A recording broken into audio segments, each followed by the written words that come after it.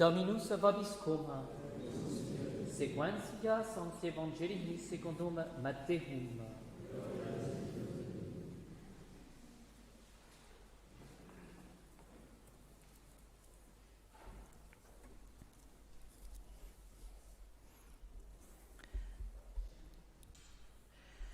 En ce temps-là, Jésus, s'adressant à la foule des Juifs et aux chefs des prêtres, leur dit cette parabole. Il y avait un homme, le maître d'un domaine, qui planta une vigne. Il l'entoura d'une clôture, y creusa un pressoir, y bâtit une tour, puis il la loua à des vignerons et quitta le pays. Lorsqu'approcha la saison des vendanges, il envoya ses serviteurs aux vignerons pour en percevoir les fruits.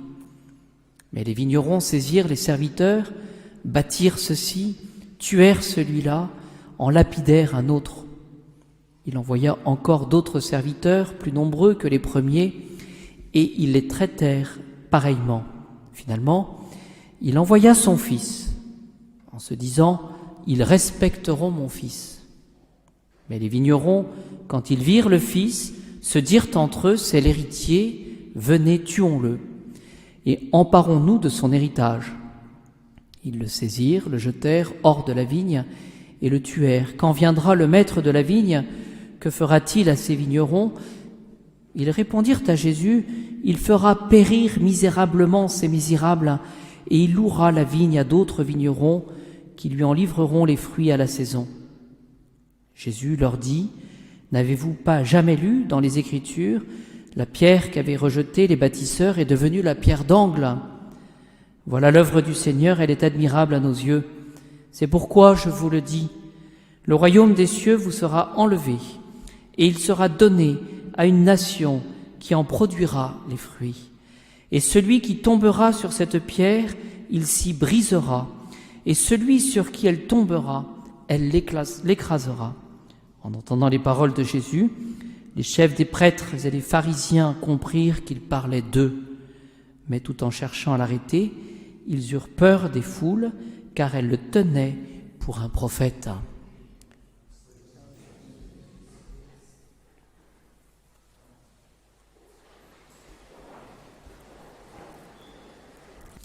Au nom du Père, du Fils et du Saint-Esprit, ainsi soit-il. Nous avons, bien chers amis, la parabole ce soir des vignerons homicides. C'est en Saint Matthieu, pour le passage qui nous est proposé ce soir, chapitre 21, verset 33. Il est toujours intéressant de prendre la Sainte Écriture et de remonter les versets précédents et voir ce que notre Seigneur enseigne. C'est-à-dire que ce que nous pouvons dire déjà, c'est que pour ce chapitre 21e, on entre dans la passion, c'est-à-dire le moment décisif où Jésus, par amour pour nous, parce que nous sommes pécheurs, eh bien Jésus va exercer son office de rédempteur. C'est-à-dire que ce sera le moment, après toutes ces prédications, après tous ces miracles, tout le bien qu'il aura fait, Jésus, par obéissance à Dieu le Père, eh bien, va souffrir sa passion, va d'une certaine manière se revêtir du péché, par amour pour nous, mourir sur la croix, parce que nous sommes pécheurs, avant de triompher du péché par sa résurrection, par sa mort et sa résurrection. Et donc, dans ce chapitre 21e, nous entrons dans la passion, et il est question, dans les premiers versets du chapitre 21e, de l'entrée triomphale de Jésus à Jérusalem, pour ainsi dire les rameaux. Et nous lisons, la plupart des gens dans la foule étendirent leurs propres vêtements sur le chemin et chantaient Hosanna au fils de David. C'est-à-dire que cette divinité, ces acclamations manifestées, cette reconnaissance pour la personne du Christ Jésus, qu'il était le Fils de Dieu. Donc, je dirais qu'il y avait cette admiration et cette reconnaissance. Certainement que dans la foule, il devait y avoir des personnes qui avaient été guéries ou qui tout simplement avaient entendu la prédication de Jésus, Donc, ils reconnaissaient, vous voyez, Jésus, il voulait en faire leur roi, celui qui pouvait justement les diriger. C'est important de le préciser puisque, nous le savons, quelques jours après, il n'y aura plus personne au pied de la croix. Et donc, ce que nous pouvons déjà dire de manière générale, c'est que nous devons chacun nous méfier des changements d'état d'âme que nous pouvons avoir, de cette fragilité, cette fragilité que nous avons, et d'être humble par rapport à cela. Si nous descendons, et dans les versets, nous voyons cet épisode aussi de la purification du temple, c'est-à-dire que Jésus va chasser les vendeurs du temple. Voilà. Avant qu'il n'évoque justement cet épisode, il va chasser les vendeurs du temple. Et qu'est-ce que nous voyons dans finalement tous ces offices du temple? Tout ça, c'était pour acheter les animaux, puis pour pouvoir offrir les sacrifices. Nous voyons la capacité finalement qu'a l'homme de travestir, même dans les actes de religion, eh bien la volonté de Dieu. Voyez. Donc nous sommes pusillanimes, on change, ce changement. Maintenant, cette capacité de travestir jusqu'à même les actes de religion. Et puis, il y a aussi, juste quelques versets en dessous, cet épisode que nous connaissons du figuier maudit. Jésus va passer, puis il voit qu'un figuier n'a pas de fruits. Voilà. Et nous le savons, ensuite, lorsque ce figuier va être maudit, les apôtres vont obtenir justement un sursis pour ce figuier qui ne produit pas de fruits. Et là encore, nous pouvons nous interroger sur tout ce que nous recevons, la grâce du baptême, nos communions, nos confessions, la vie, toutes ces grâces que nous avons quotidiennement, cette grâce ici d'être à la messe, et de nous interroger, voilà, quels sont les fruits que nous produisons. Voilà. Il ne s'agit pas simplement de dire Seigneur, Seigneur, pour gagner le ciel, il s'agit de produire ces œuvres. Est-ce qu'aujourd'hui, je n'ai pas refusé telle ou telle bonne action, tel ou tel acte de patience? Au verset 32, donc juste le verset qui précède, voici ce que dit Jésus. Jean le Baptiste est venu à vous dans la voie de la justice, et vous ne l'avez pas cru. Tandis que les péagers et les femmes de mauvaise vie l'ont cru. Ces paroles de Jésus sont très fortes parce que Jésus précise une chose justement par rapport aux fruits. Il dit que par rapport aux précurseurs qui prêchaient un baptême de pénitence, donc cet effort, tout simplement de reconnaître que nous sommes pécheurs et de faire pénitence pour cela, eh bien, certains étaient capables de l'entendre et de porter du fruit.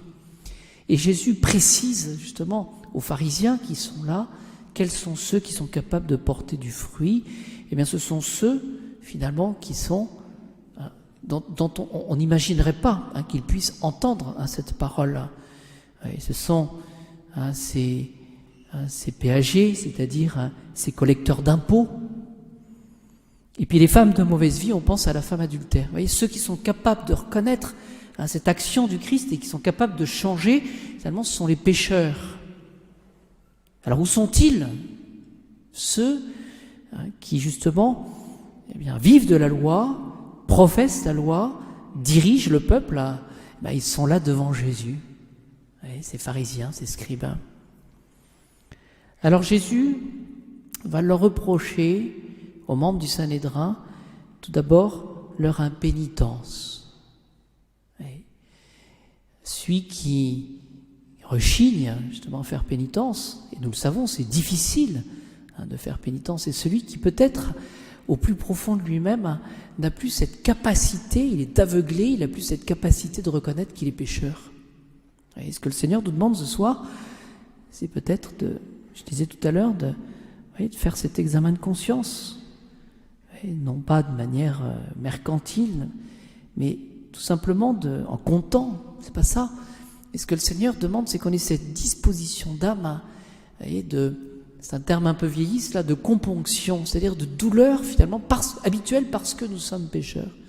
Et d'avoir cette disposition d'âme, de reconnaître justement notre caractère de pécheur et ce manque justement de réparation par rapport au péché.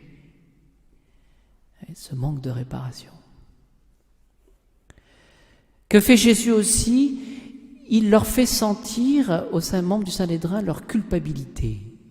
Et cette vigne qui a été plantée avec soin, etc., ils ne sont pas capables de porter du fruit.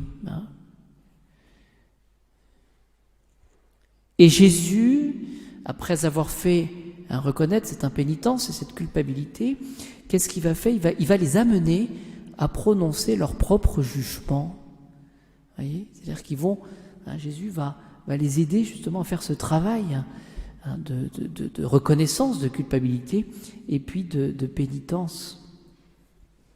On voit qu'il y a une progression d'ailleurs dans l'ingratitude et dans l'injustice finalement, la méchanceté de ces vignerons. Ils vont saisir le Fils, ils vont le battre, ils vont le tuer, ils vont le lapider. Oui, il y a tout cela. Alors, comment Jésus va faire? Il va leur poser la question. Voilà. Ils le saisirent, le jetèrent hors de la vigne et le tuèrent. Quand viendra le maître de la vigne, que fera-t-il à ces vignerons? Et la réponse, elle est évidente. Il fera périr misérablement ces misérables et il louera la vigne à d'autres vignerons qui lui en livreront les fruits à la saison. Voilà. C'est-à-dire que finalement, la réponse devant cette impénitence et cette ingratitude, ce sont eux-mêmes, ces pécheurs, qui vont trouver la solution. Et Jésus va les juger à son tour, mais devant une évidence. Voilà. Et c'est là où nous voyons finalement ce que nous devons redouter le plus, c'est ce problème de l'impénitence finale, et ça j'aime à le répéter souvent. Nous voyons, et ça nous concerne tous évidemment, mais comme prêtres nous voyons, et c'est terrible, des personnes qui à la fin de leur vie ont la visite du prêtre. Ils peuvent recevoir le sacrement de la pénitence, ils peuvent recevoir le sacrement de l'extrême-onction, pouvoir recevoir le viatique, recevoir aussi, ne l'oublions jamais, cette indulgence plénière au moment de la mort, et qui vous disent non. Voilà. Et ce soir, s'il est une grâce à demander finalement, c'est de ne jamais dire non à ce que le Seigneur nous donne. Voilà. Et c'est difficile. Et c'est difficile. Vous voyez, ce que Jésus reproche, finalement, c'est cet endurcissement du cœur. Alors, essayons ce soir de demander au Sacré-Cœur, voyez, qui manifeste toujours cet amour de Jésus envers et contre tout. Voyez, demandons cette grâce de nous laisser toucher justement par tout cet amour de Jésus, et puis qui nous montre, voyez, comme il le fait avec ces vignerons homicides jusqu'au bout. Il va les repousser dans leur retranchement pour que nous ayons tous le courage de nous mettre à genoux et de dire: Seigneur, je reconnais et j'ai besoin de vous. Et c'est tout ce que le Seigneur nous demande, parce qu'après c'est lui qui fait le travail.